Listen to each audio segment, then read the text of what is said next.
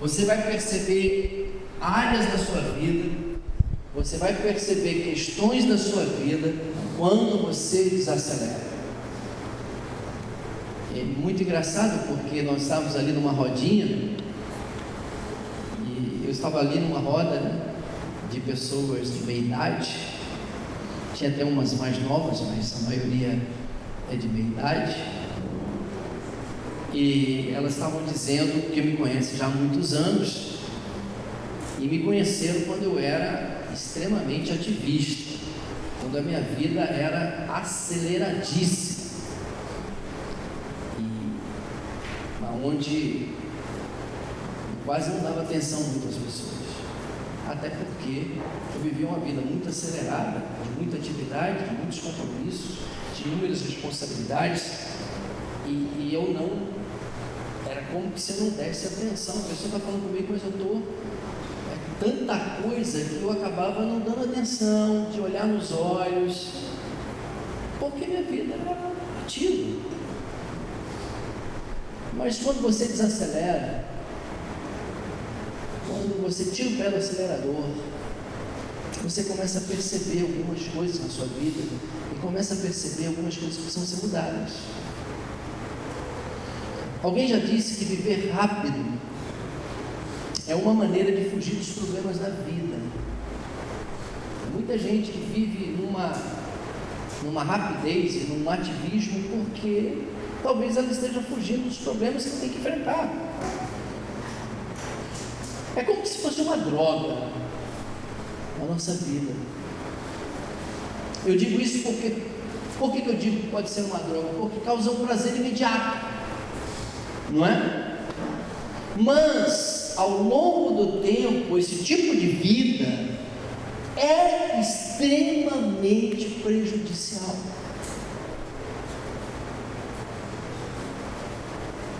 Teve uma matéria da revista Isto É, antiga, e quando eu li essa matéria, eu até a tenho ainda, porque me chamou muito a atenção, que a matéria fez uma reflexão assim profunda da sociedade, principalmente nesse momento que nós vivemos, de tanta tecnologia, de tantas telas, de tanta coisa.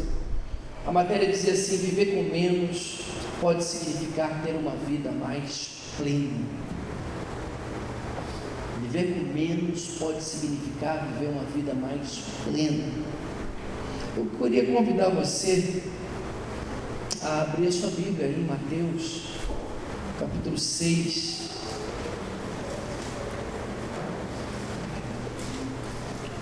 Evangelho de Mateus 6.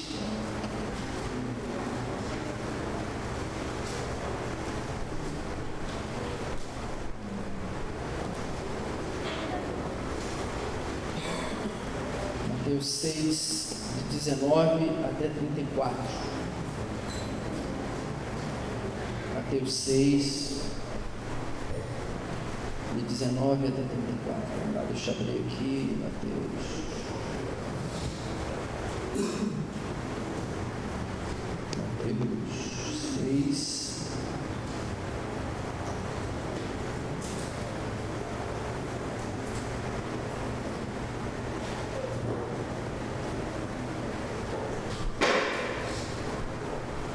O texto diz assim, eu vou ler na Nova Tradução da Linguagem de hoje: não ajunte riquezas aqui na terra, onde as traças e a ferrugem destroem, e onde os ladrões arrombam e roubam.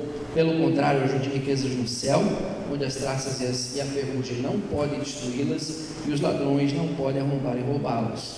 Pois aonde estiverem as suas riquezas, aí estará o coração de vocês. Os olhos são como uma luz para o corpo. Quando os olhos de vocês são bons, todo o seu corpo fica cheio de luz. Porém, se os seus olhos forem maus, o seu corpo ficará cheio de escuridão. Assim, se a luz que está em você virar escuridão, como será terrível essa escuridão? Um escravo não pode servir a dois donos ao mesmo tempo, pois vai rejeitar um e preferir o outro, ou será fiel a um ou ou a um desprezará o outro. Vocês não podem servir a Deus e também servir ao dinheiro. Por isso eu digo a vocês, não se preocupem com a comida e com a bebida que precisam para viver, nem com a roupa que precisam para se vestir. Afinal, será que a vida não é mais importante do que a comida? E será que o corpo não é mais importante do que as roupas? Vejam, os passarinhos que voam pelo céu, eles não semeiam, não colhem, nem guardam comida e nem depósitos. No entanto, o Pai de vocês, que está no céu, dá de comer a eles. Será que vocês não valem muito mais do que os passarinhos? E nenhum de vocês pode incompletar a sua vida, por mais que se preocupe com isso. Por que vocês se preocupam com roupas? Vejam como crescem as flores do campo. Elas não trabalham nem fazem roupas para si mesmas, mas eu afirmo a vocês que nem mesmo Salomão, sendo tão rico, usava roupas tão bonitas como essas flores. A proposta do Senhor Jesus é de descomplicar a vida. Essa é a proposta do nosso amado Jesus. Porém, a cada dia nós somos levados a vivermos uma vida complicada, não é? A gente acaba comprando o que a gente não precisa, nós simplesmente nos endividamos pelo nosso bel prazer. A gente tem conversado aqui entre nós trocamos e-mails, e até o Homélio mandou para a gente planilha de como a gente programar a nossa vida financeira. A gente tem pensado muito sobre isso. Essa é uma conversa que a gente tem tido, de como programar a vida, de como programar a vida financeira, porque às vezes é uma desordem danada. E esse ano a gente vai trabalhar nesse assunto mais uma vez, porque muitas vezes nós estamos vivendo uma vida complicada porque simplesmente a gente não planejou, simplesmente porque a gente não teve um olhar aonde a simplicidade se torna importante na trajetória da vida. Tem um autor que eu gosto muito chamado Richard Foster. Ele diz o seguinte, que a simplicidade cristã, ela nos liberta. Ele chama dessa mania moderna, trazendo sanidade a uma extravagância compulsiva e simplesmente tira a paz de nós e faz com que a gente viva de uma forma frenética.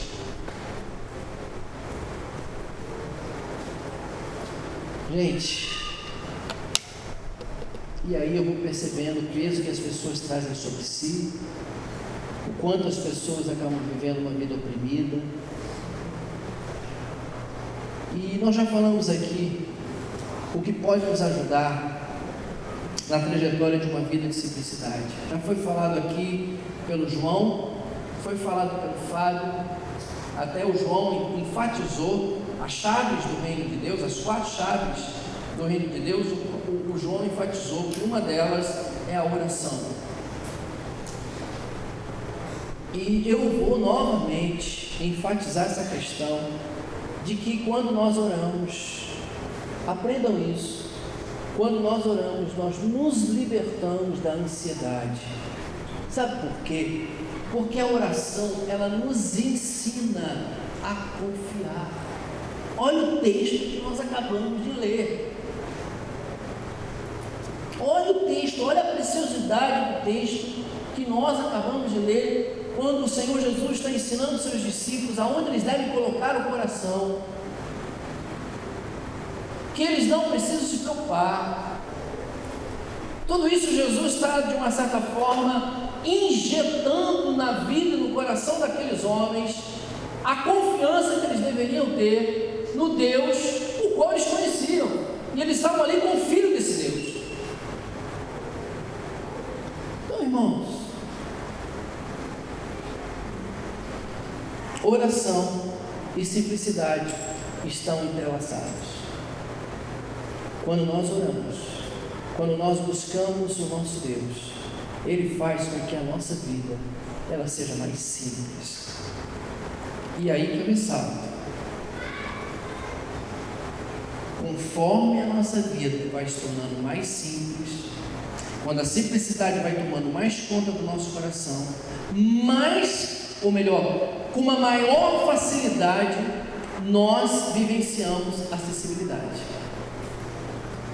Nós nos tornamos menos preconceituosos, nós damos mais acesso às pessoas, nós diminuímos para que o outro cresça.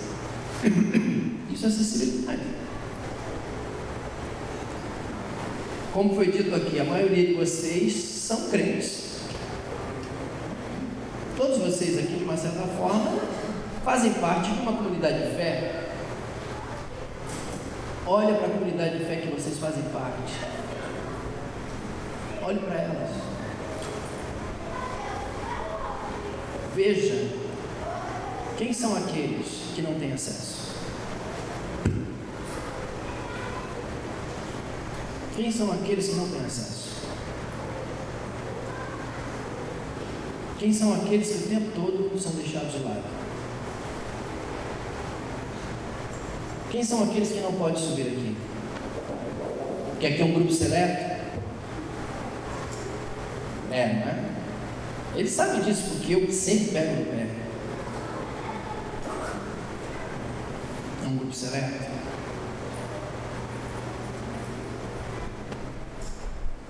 Quando nós vivenciamos a oração, simplesmente nós começamos a lidar com algo que traz à nossa existência uma força, e eu chamo dessa força de uma força libertadora.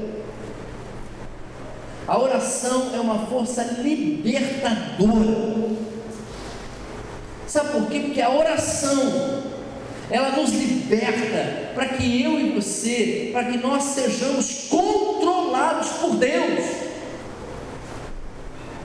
Que desde o momento que eu quero controlar a minha vida, desde o momento que eu quero fazer tudo, a coisa se complica. Esse é o primeiro ponto. Primeiro ponto. A oração tem que fazer parte da nossa vida o tempo todo. O tempo todo. E quando eu falo de oração, aí eu pego o gancho do que o Fábio falou. Oração, o que nós entendemos de oração é silêncio também, é quietude, é retirada para ouvir Deus, ouvi-lo, e desde o momento que você o ouve, desde o momento que a voz dele se torna audível para você, você muda, você pesa as coisas, você analisa situações, você observa as pessoas e você começa a tomar rumos diferentes que levem você à simplicidade e à sensibilidade. Ok? Um segundo ponto. O texto que nós acabamos de ler está repleto do que eu vou falar para você agora. Desapego. Desapego. Eu tenho um filho adolescente, na pré-adolescência, né?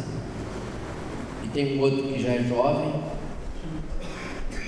Mas, olhando o Cauê, que hoje já é mais velho, e olhando o Luca, que está aí entrando na adolescência, e principalmente nesse período da adolescência, e não somente, eu estou aqui focando um pouco a questão da adolescência, mas não é somente o adolescente que é tão apegado às suas coisas, né?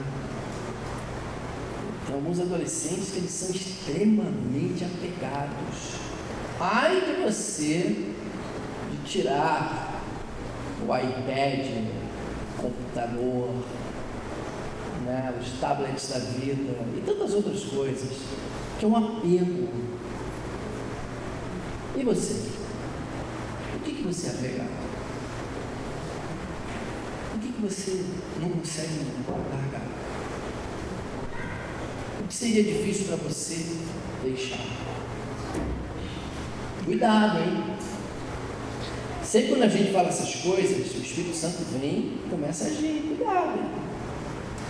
Cuidado. Tem coisa que é melhor a gente não ouvir, né? Coisa que é melhor a gente não ouvir, porque quando a gente ouve, fala, ai. Será que Deus vai mexer naquilo? Né, Amanda? Será que Deus vai vir, vai mexer nesse negócio? Ah, não. Deus. Você até tenta fazer uma jogada com ele, né? Você até tenta, Deus, poxa.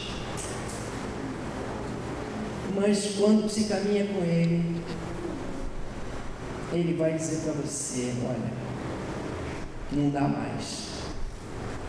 Se você quer viver comigo, se você quer caminhar comigo, isso aí, até porque isso está impossibilitando você de praticar a acessibilidade. Tem coisas que nos prendem tanto, que nos impossibilita de dar acesso a outros. Nós nos apegamos a algumas situações ou coisas que simplesmente, por exemplo, o nosso status, né, as nossas potencialidades, até os nossos dons. Até os nossos dons, muitas vezes eles podem se tornar como uma ferramenta, um mecanismo, um meio de não dar acesso aos outros. Olha que coisa. E aí você está apegado ao seu dom, aí vem Deus e fala, está aqui. Apesar que Deus não faz isso, tá? Deus não tira banho. Mas Ele pode tirar um cutucão, falar,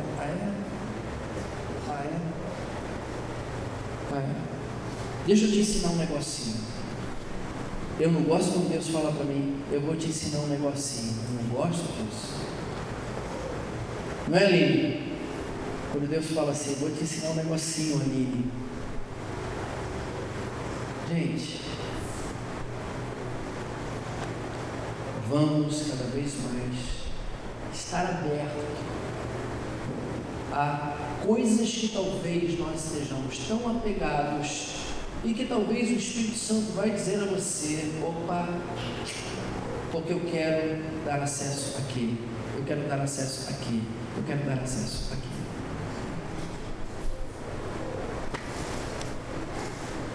Ok?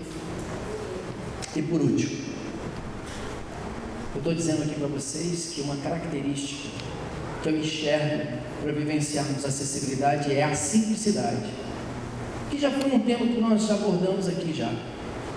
E eu disse até aqui que a oração é um caminho que nos ajuda muito nessa vivência. Diz também a questão do desapego. E por último, o que eu chamo de uma comunhão perpétua. Desde o momento que nós valorizamos a comunhão, e a comunhão é fruto de uma vida de simplicidade, meu irmão, você vai estar aberto, você dará acesso. A comunhão não tem coisa para nos ensinar a viver a acessibilidade do que a comunhão. Impressionante.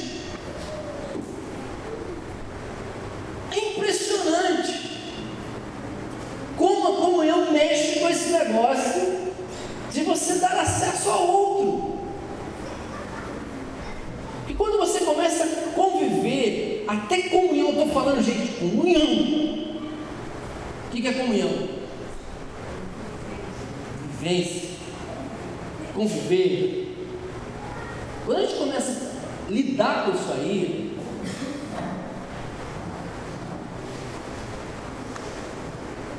você vai perceber o quanto que a prática da acessibilidade, ela nasce, ela brota.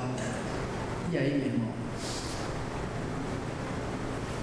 Aí você vai entender a hora que você vai ter que ceder, aí que você vai entender a hora que você vai ter que entregar, aí você vai entender a hora que vai ter que dar, aí que você vai entender que já não é mais a sua vez, aí você vai entender que já não é mais o teu lugar. A gente não gosta disso, né?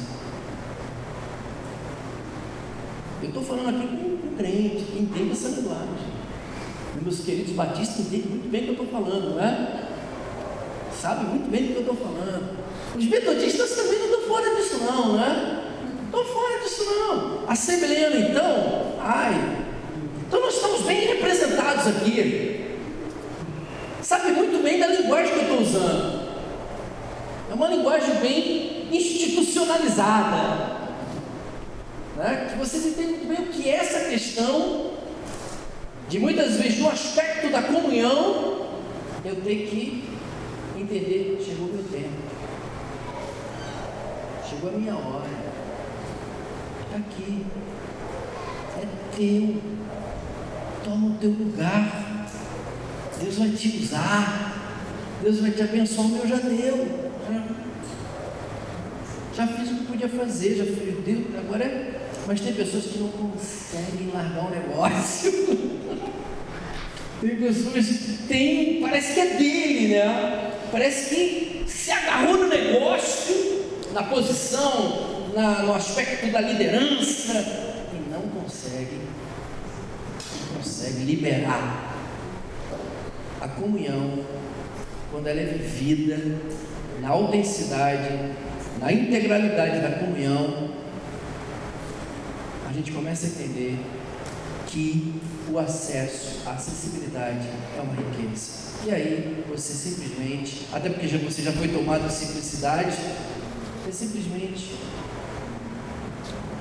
está aqui.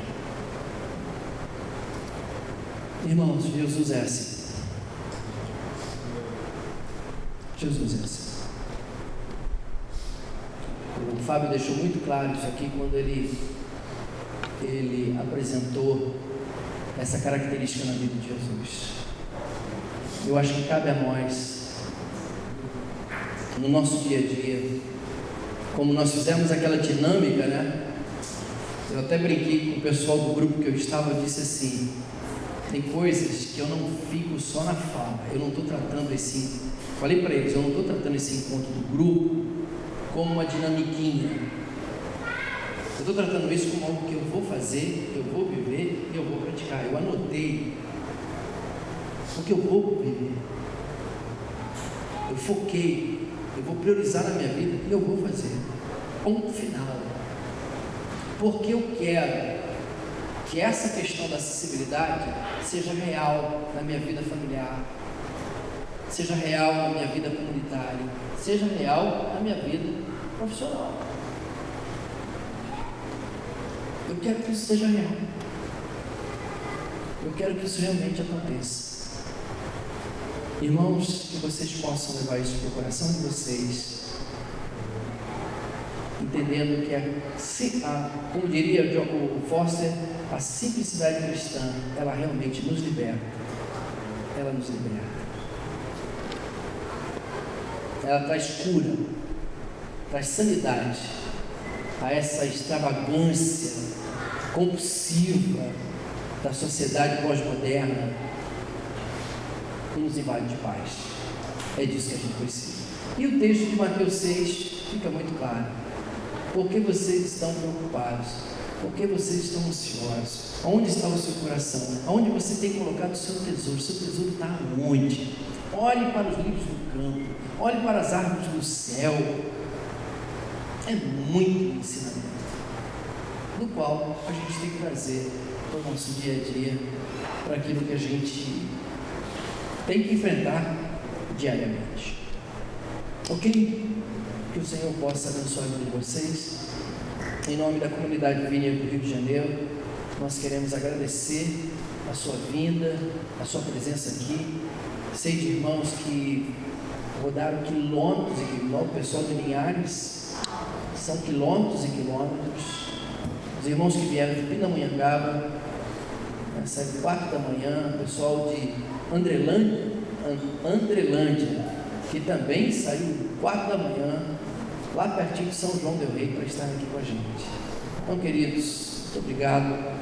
Pessoal de Magé, pessoal que também veio de outras localidades, além de Paraíba, pessoal que veio lá de Macaé, muito obrigado. Muito obrigado pelo carinho de vocês, pela generosidade de vocês, de virem. E eu tenho para mim, eu estava conversando com o Almério, e ele também expressou isso, Vocês estão aqui, sabe por quê? Vocês têm sede. Vocês estão com sede.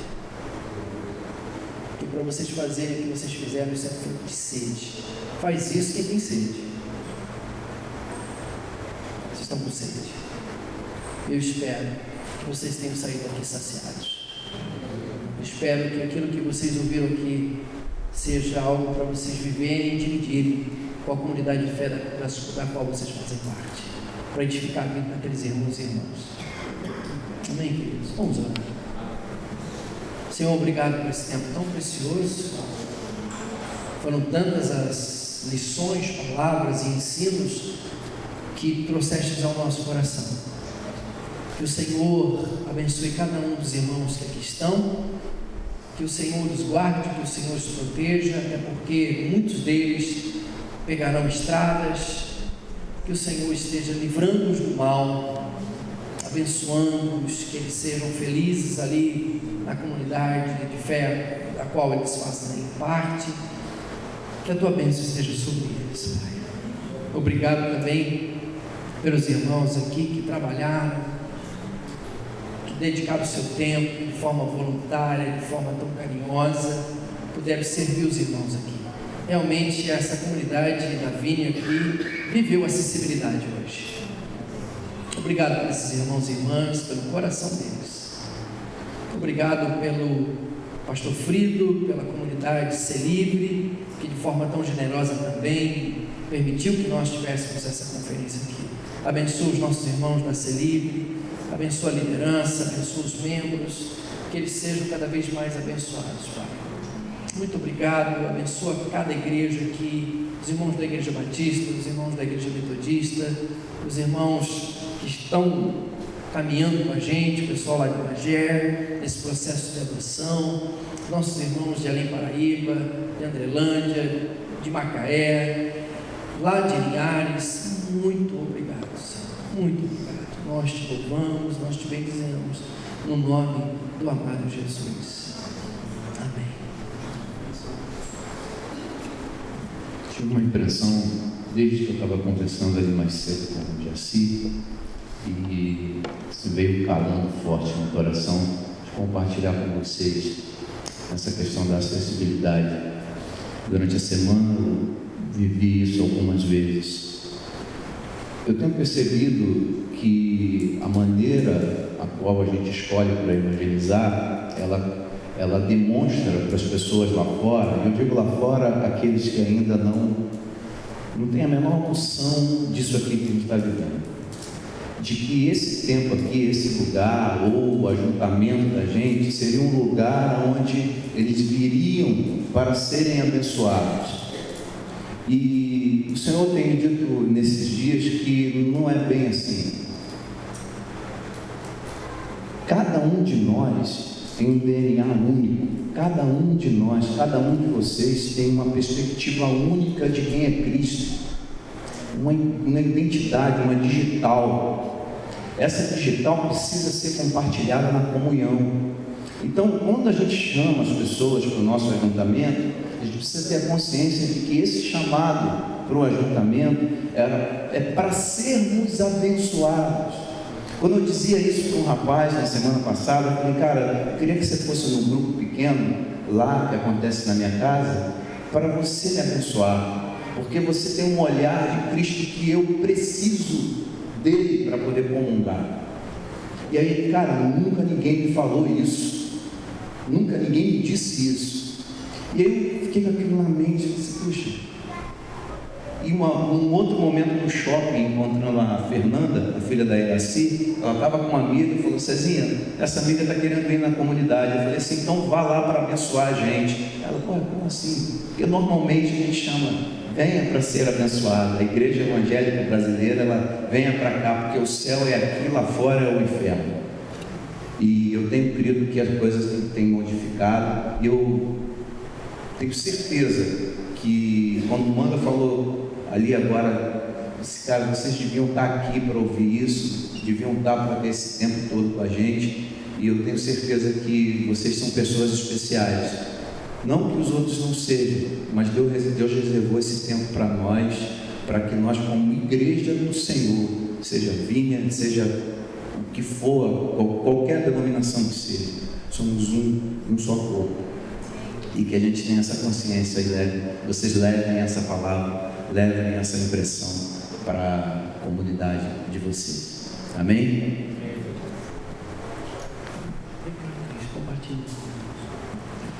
Quando a gente estava aqui no período de adoração,